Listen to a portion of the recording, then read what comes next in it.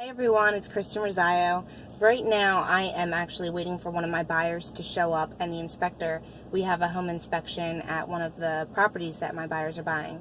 And I know yesterday that we talked about the different types of home inspections, but today I kind of wanted to go over what the next step is. What's the next step after you get your report with all of the items listed as major defects?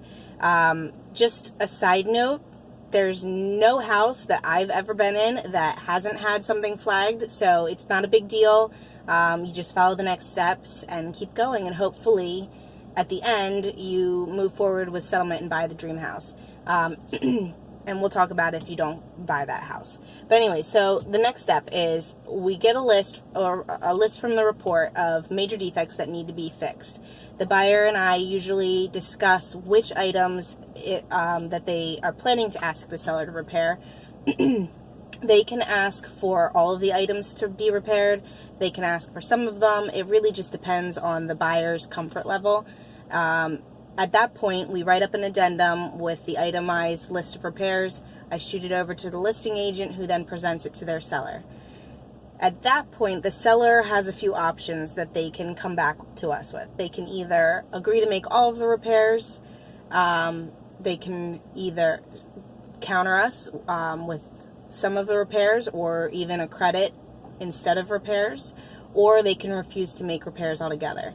Sellers are not obligated to make repairs just because the buyer asks for them, so just be aware of that. So if the seller agrees to make all of the repairs, fantastic. They sign the addendum, we move forward with settlement.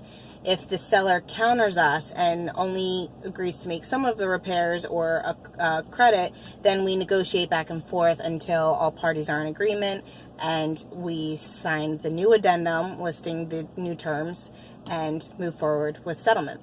If the seller refuses to make repairs, we then have to decide, the buyer then has to decide whether or not they're going to move forward with settlement, knowing that there are defects with the house.